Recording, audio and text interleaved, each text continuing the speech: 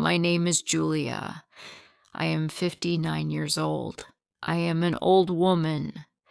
I live alone in my small house. My husband died 8 years ago. I have only one son. His name is Matthew. Matthew lives in America. He went there many years ago.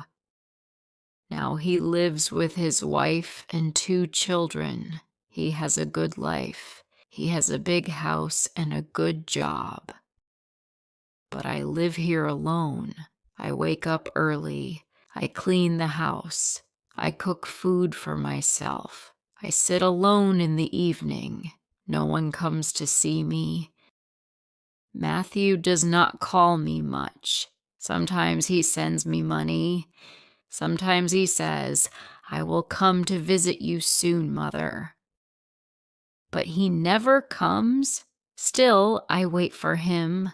I love him a lot. He is my son. I keep his old photos in my room. I look at them every day. One day someone knocked on my door. I opened it. It was Matthew. I was very surprised. I said, "Matthew, you really came?"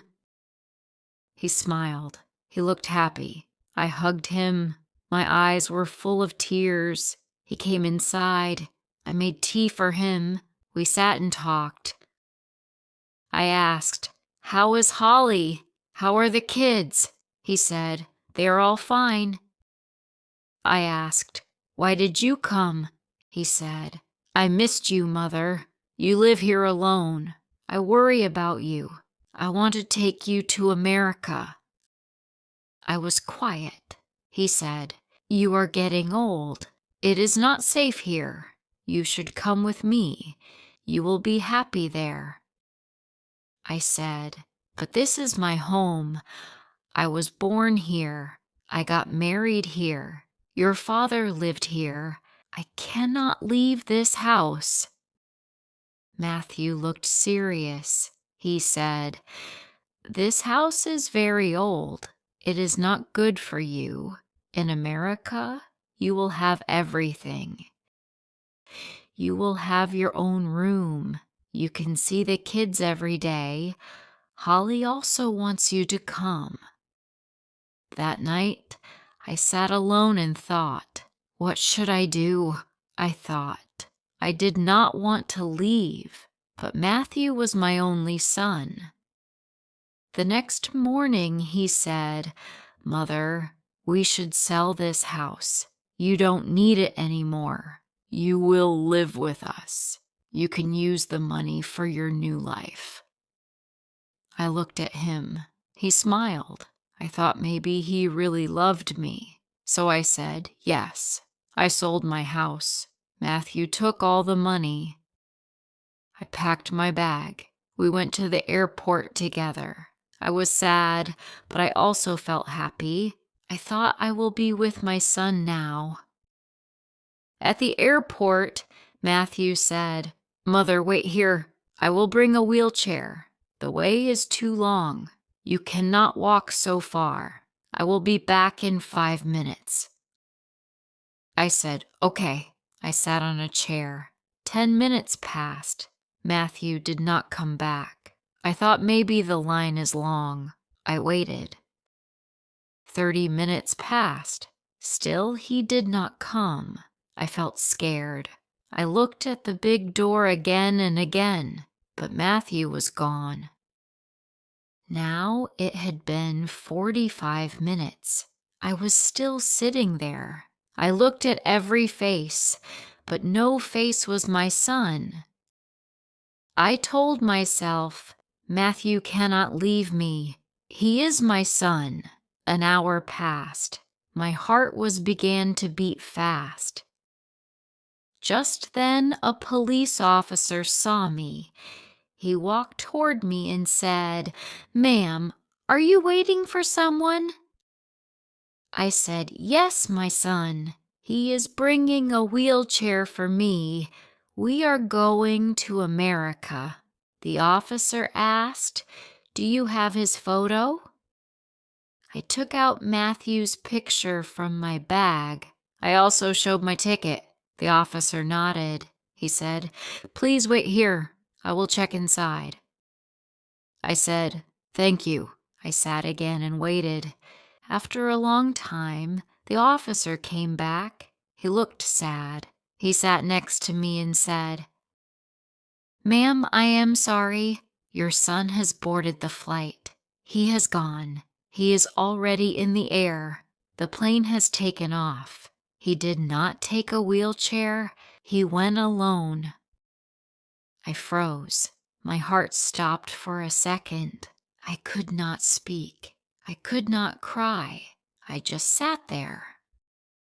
I said very slowly, "No, that is not true.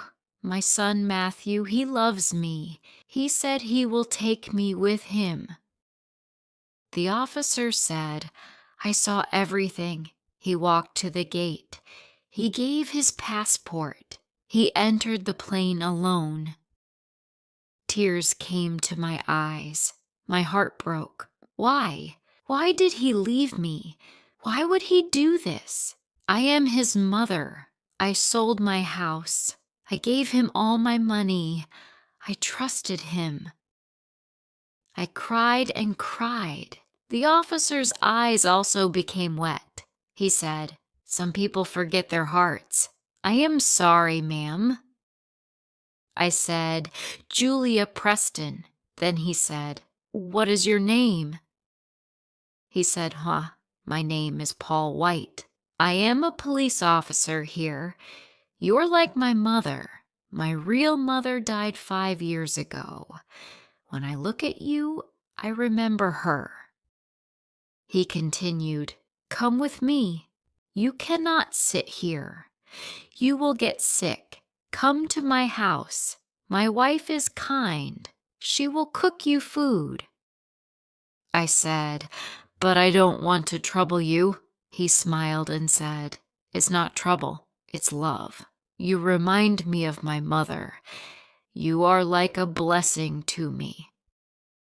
Paul called his wife. Her name was Eleanor. He said, "I found an old woman at the airport. She is all alone. Her son left her. Can she stay with us?" I could hear Eleanor's voice on the phone. She said, "Yes, please bring her." That night, I stayed at Paul's home. Eleanor brought me food. She spoke to me like a daughter. I cried in my room. I missed Matthew. I missed my house. These people were strangers, but they gave me love. Next morning, Paul got a call. He looked at the phone. His face became serious. He went to another room and talked in a low voice. Later, he came to me. I asked, "Is everything okay?" He smiled and said, "Yes, everything is fine." But I could see pain in his eyes. What I did not know was this. The flight Matthew took, it had crashed. There were no survivors. Matthew was gone. But Paul did not tell me. He knew that I still loved my son. Even after what he did, I still prayed for him. I still hoped that one day he would come back. The next morning, Paul brought some clothes and new slippers for me. I could not stop my tears. I said, "You don't need to do all this." He said, "I want to. I lost my real mother. I could not give her much, but now I feel I have a second chance." The days passed slowly. I stayed with Paul and Eleanor. Paul took care of everything. He helped me go to the doctor. He bought my medicine. I felt like I was not alone anymore. Paul truly became my son. He gave me love, time, care, and safety. His wife gave me respect. Their home became my home. Their family became my family. My life had changed. I only prayed. I prayed for Matthew's soul. I prayed for the children he left behind. I prayed that no mother feels what I felt at the airport. Paul once asked, "Do you ever think about going back to that house?" I looked at him and said, "I already lost that house, but I found a new home here. Matthew is gone, but I got the son I truly deserved. I feel grateful." What would you do if you were in Julia's place? Tell me in the comments below. If you liked this story, please like, comment, share, and subscribe.